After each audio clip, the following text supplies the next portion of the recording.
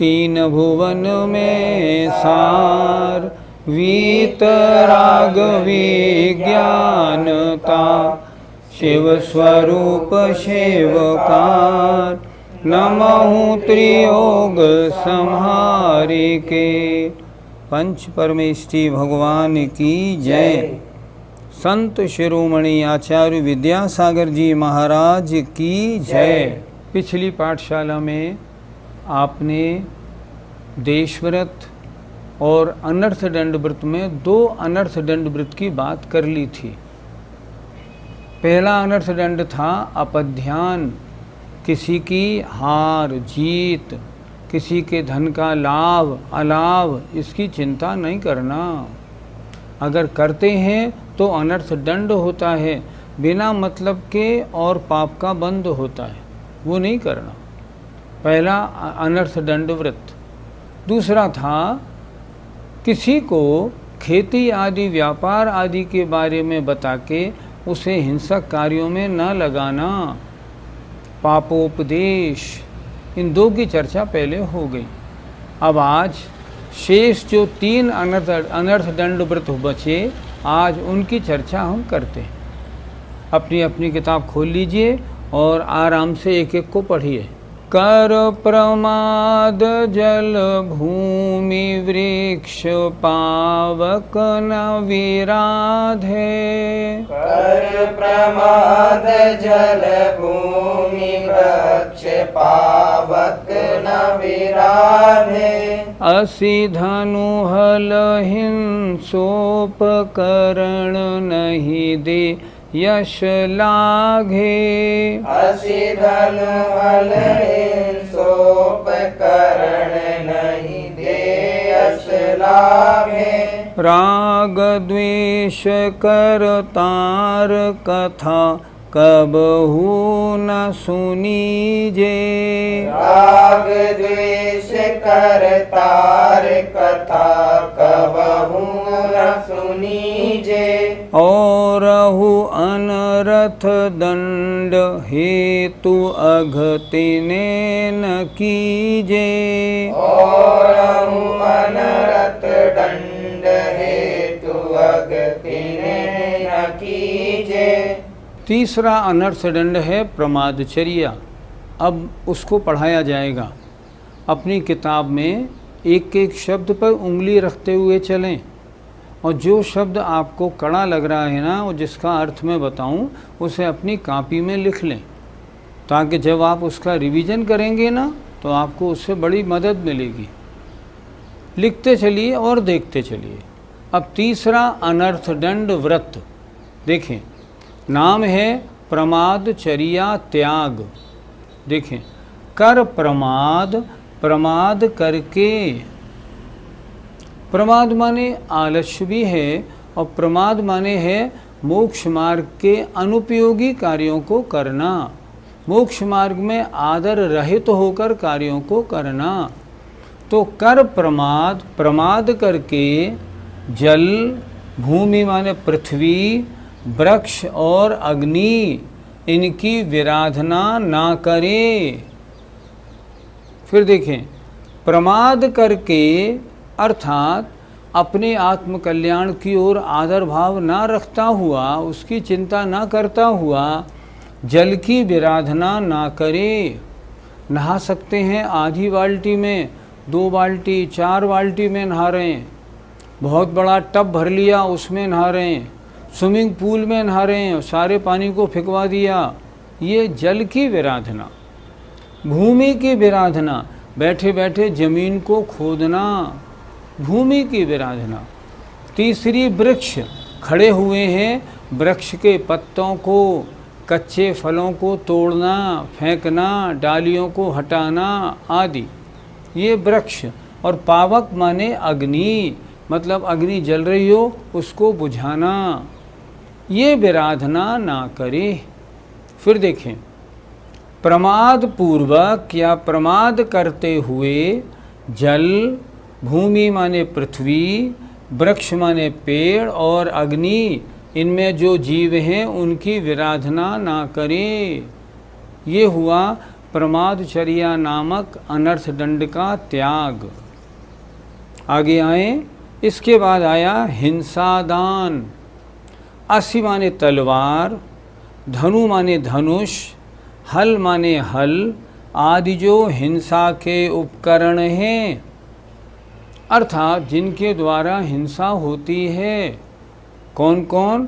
असी माने तलवार, धनु माने धनुष, हल खेती में काम आने वाला आदि जो हिंसा के उपकरण हैं, उनको दे करके नहीं, दे करके यश को नहीं चाहे। लागे माने चाहे। वो मेरे पास आया था, मैंने उसको बंदूक दे दी, मैंने उसको तलवार दे दी, मैंने उसको लड़ने के लिए लाठी दे दी, मैंने उसको चूहे पकड़ने के लिए जाल दे दिया। नहीं नहीं, ऐसा नहीं करना। फिर देखें, असी माने तलवार, धनु माने धनुष और हल खेती के काम में आने वाला आदि जो हिंसा के उपकरण हैं, उनको दे करके यश ना चाहे। अर्थात दे दूंगा तो यश होगा, नहीं दूंगा तो दिक्कत होगी, ऐसा नहीं, देगा ही नहीं। अर्थात जो हिंसा के उपकरण हैं, अगर मैं किसी को दूंगा तो वो जो हिंसा करेगा उसमें मैं निमित्त बनूंगा और पाप लगेगा। मैं ऐसा काम क्यों करूं? इसलिए हिंसा के जो उपकरण हैं उसे किसी को दे करके यश की इच्छा ना करे। आगे, दुश्रुति। दुश्रुति माने खोटे सुनने का त्याग। राग द्वेष करतार कथा, राग द्वेष को करने वाली कथाएं कभी भी ना सुने। पिक्चर में चले गए, सिनेमा देख रहे हैं, टीवी देख रहे हैं, टीवी के सीरियल देख रहे हैं और कह रहे हैं ये बहू है ना बड़ी ख़राब है, इसकी ये बेटी तो बहुत ही ख़राब है। ये अपने राग द्वेष के परिणाम हम क्यों करें? तो राग द्वेष करने वाली, राग द्वेष करतार, राग द्वेष करने वाली कथा कभी भी नहीं सुननी चाहिए। अर्थात दुश्रुति, त्याग, अनर्थ दंड व्रत। 5 हो गए अनर्थ दंड जिन्हें हमें छोड़ना है। 2 हमने पहली पाठशाला में बताए थे। उसमें पहला क्या था, आप ध्यान करो। पहला था अपध्यान, अर्थात किसी की हानि, लाभ, जय, जय हार आदि का चिंतन नहीं करना। दूसरा था उसमें ऐसा उपदेश ना दे जो कोई ऐसे व्यापार या कार्यों में लगे जिनमें हिंसा होती हो, अर्थात पापोपदेश, उनका त्याग करना। तीसरा प्रमादचर्या, अर्थात जल कायक, अग्नि कायक, वनस्पति कायक, अग्नि कायक, पृथ्वी कायक आदि जीवों की विराधना फालतू में ना करे।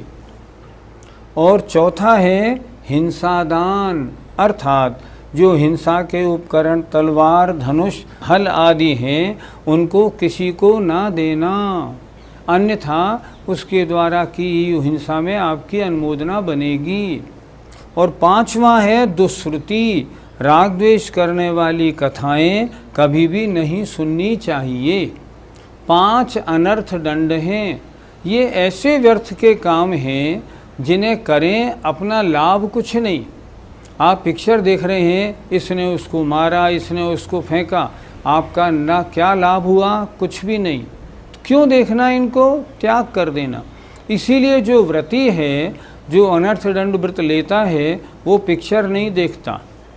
तो क्या वो टीवी भी नहीं देखता? नहीं, टीवी देखेगा आचार्य किसी को दीक्षा दे रहे हैं तो दीक्षा देने के प्रकरण को देखेगा, पंच कल्याणक मेला हो रहा है उसको देखेगा, बाकी और जो भी जितने भी एपिसोड हैं उनमें उसका कोई इंटरेस्ट नहीं। क्यों? क्योंकि वो राग द्वेष करने वाले हैं। इस तरह पांचों प्रकार के अनर्थ दंड का त्याग करें। और अनर्थ दंड, और भी जो अनर्थ दंड हैं, जो व्यर्थ के कार्य हैं, हेतु अघ, जो पाप के कारण हैं, जिनसे अपना कोई मतलब भी नहीं सरता और पाप बंद हो जाता है, तिन्हें न कीजिए, उनको भी नहीं करना चाहिए। 5 के अलावा और भी जो अनर्थ दंड हैं, व्यर्थ के कार्य हैं, जिनसे अपना कोई पर्पस सॉल्व नहीं होता, पाप का बंद हो जाता है, जो हेतु अघ पाप के कारण हैं, उनको भी नहीं करता। कौन नहीं करता? अनर्थ दंड व्रत का धारण करने वाला श्रावक। पंडित जी, व्रती लोग खेती तो कर ही नहीं सकते क्योंकि उनमें तो पेड़ों का काटना होता ही है। फिर आपने पंक्ति ढंग से नहीं पढ़ी। क्या लिखा हमने वहाँ? क्या लिखा है पंडित जी ने? कर प्रमाद, प्रमाद करता हुआ। अगर खेती कर रहा है तो गल्ले के पैदा करने के लिए करेगा, कोई आपत्ति नहीं, लेकिन प्रमाद करके व्यर्थ में पेड़ों को तोड़ना, पत्तों को खींचना, फूलों को तोड़ना व्यर्थ में ना करे। कर प्रमाद व्यर्थ में क्यों करे? व्यर्थ में नहीं करेगा। खेती करने की मना नहीं है। व्रती जो श्रावक है खेती कर सकता है। उसका लक्ष्य क्या है? उसका लक्ष्य है खेती करना, पेड़ों को काटना उसका लक्ष्य नहीं है। और जब खेती करेगा तो फसल काटनी पड़ेगी, वो तो काटेगा, उसमें कोई बात नहीं। लेकिन वो इस बात का ध्यान रखेगा कि अगर खेती में कल को कोई जीव लगे नहीं, क्योंकि जीव लगेंगे तो उनको मारने की दवा वो नहीं छिड़क पाएगा, नहीं तो उसको महान हिंसा का बंध हो जाएगा। इसलिए वो ऐसी कोशिश करेगा ताकि इसमें कीड़े ना लगे, लेकिन खेती कर सकता है। पंडित जी, और ऐसे कौन से अनर्थ दंड है जो व्रती को नहीं करनी चाहिए? अब देखो ध्यान से, मान लो मैं और मेरी पत्नी हम 2 जने हैं और हम जिस मकान में रहते हैं उस मकान में मान लो 8 कमरे हैं। 8 कमरे का मकान क्यों रखना? पति पत्नी को 1 कमरा या 2 कमरे का मकान रखना। क्यों? अन्यथा 8 कमरों की सफाई धुलाई, उनकी सारी व्यवस्था में रोज़ हिंसा लगेगी ना, तो ये फालतू का अनर्थ दंड हुआ कि नहीं हुआ? हम सब बैठे हैं फालतू गपशप कर रहे हैं, फलाने नेता उसके बारे में वो ऐसा होना चाहिए, उसने गड़बड़ कर दी, उनने नकल कर दी। फालतू की बातें क्यों करें? हमने क्या किया? भोजन तो किया शाम को और बर्तन उठा कर रख दिए, सुबह तक नहीं मांजा। फालतू की हिंसा हुई कि नहीं हुई? हम ऐसे कार्य क्यों करें? हमने ऐसे बहुत से लोगों को देखा है जिन्हें सामान इकट्ठे करने का बहुत शौक़ है, लेना ना देना।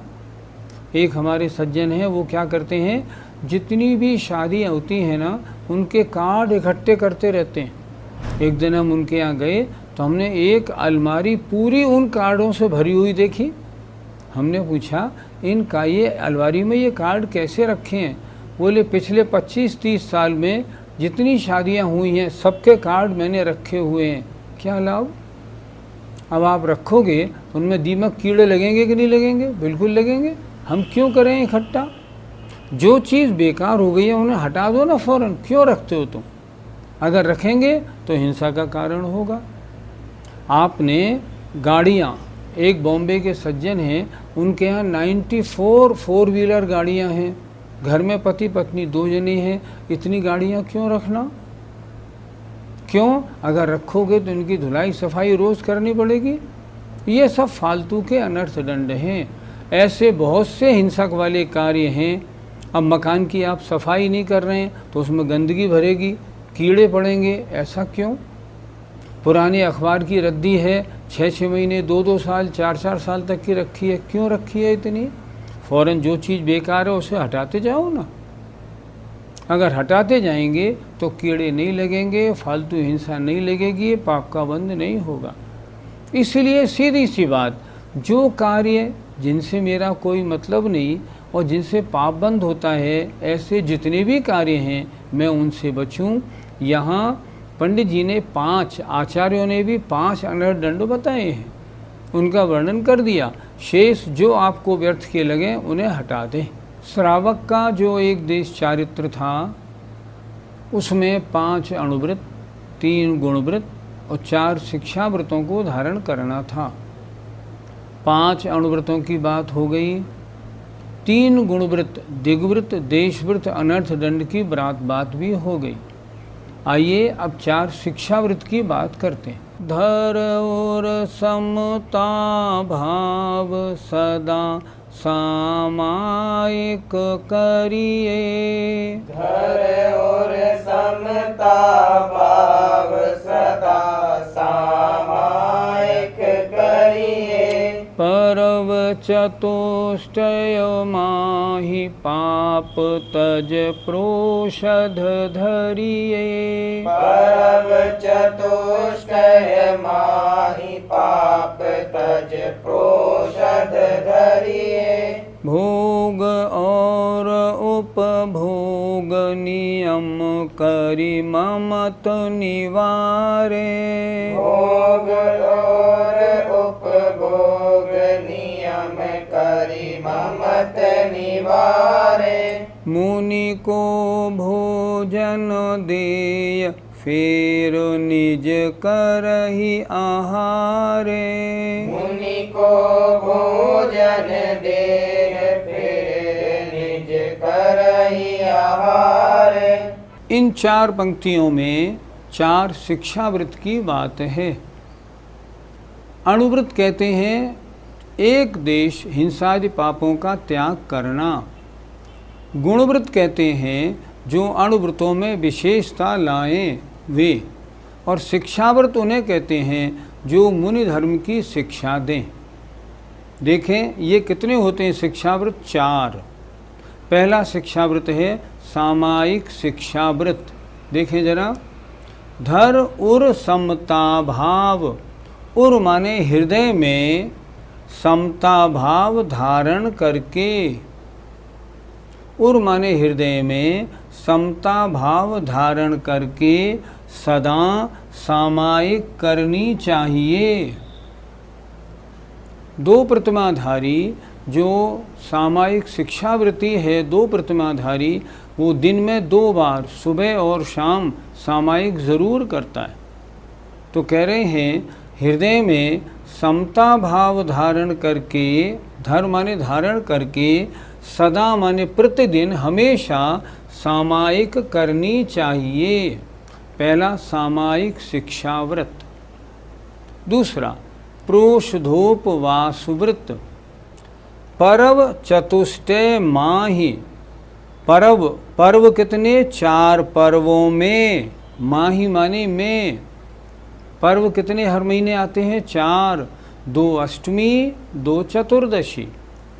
तो पर्व चतुष्टय माहि, 4 पर्वों में, दोनों अष्टमी दोनों चतुर्दशियों में पाप तज, पाप को छोड़कर क्या करें?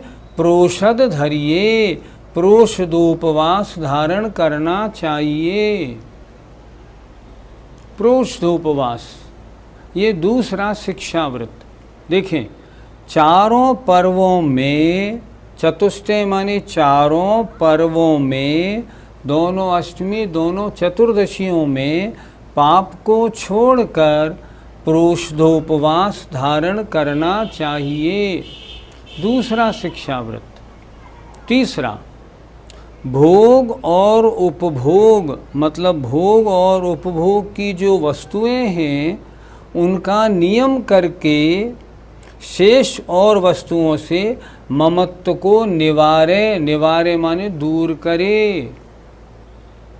भोग और उपभोग की जो वस्तुएं जो तुम्हारे नियम के अंदर भी आई हैं उनमें जो अनावश्यक हैं उन्हें छोड़ दें। भोग जो एक बार भोगने में आए वो भोग, बार बार भोगने में आए वो उपभोग। तो भोग और उपभोग की जो वस्तुएं हैं उनकी नियम, उनकी सीमा करके शेष वस्तुओं से ममत्व को दूर करे। चौथा, अतिथि संविभाग, अर्थात मुनि को भोजन दे, मुनि महाराज को भोजन दे करके फिर माने बाद में निज माने स्वयं आहार करे। रोज जब अपने आहार की बेला आए तो दरवाजे के बाहर द्वारापेक्षण करे। आज कोई मुनि महाराज आ जाएं, कोई ब्रह्मचारी भैया, कोई आरिका माता जी आ जाएं, तो पहले मैं उनको आहार दे के फिर स्वयं आहार करूं। ये है अतिथि संविभाग। देखें, मुनिराज को भोजन दे करके फिर निज माने स्वयं आहार करे, अतिथि संविभाग व्रत। 4 शिक्षा व्रत हुए। पंडित जी, भोगोपभोग परिमाण व्रत में क्या होता है? जो एक बार भोगी जाए वो भोग, जैसे खाना पीना। बार बार भोगी जाए वो उपभोग, जैसे पहनना ओढ़ना, गाड़ी आदि। तो भोग और उपभोग में वो नियम कर लेता है। क्या नियम कर लेता है? आज मैं 1 बार भोजन और 2 बार पानी लेऊंगा। आज मैं केवल 4 कपड़े पहनूंगा। आज मैं गाड़ी में बिल्कुल नहीं बैठूंगा। आज मैं तेल वगैरह बिल्कुल नहीं लगाऊंगा। इस तरह ये हो जाता है भोग और उपभोग की वस्तुओं का प्रमाण कर लेना। पंडित जी, अतिथि संविभाग व्रत से क्या समझना चाहिए? अतिथि संविभाग अर्थात जो अतिथि हैं, जो मुनि आरिका श्रावक श्राविका आदि हैं, जो अनायास आ जाते हैं, उनको पहले अच्छी तरह अपने भोजन का विभाग करके फिर स्वयं भोजन करता है। अर्थात उसका भाव क्या रहता है? मैं भोजन 11 बजे करूँगा, उससे पहले मंदिर में कोई व्रती आया हो, कोई आरिका माता जी, छुल्लक जी, कोई ब्रह्मचारी भैया हो, पहले उनको भोजन करा दूं, उसके बाद में स्वयं भोजन करूं। ये होता है अतिथि संविभाग व्रत। अब प्रश्न, अगर मान लो कोई व्रती न मिले तो क्या करे?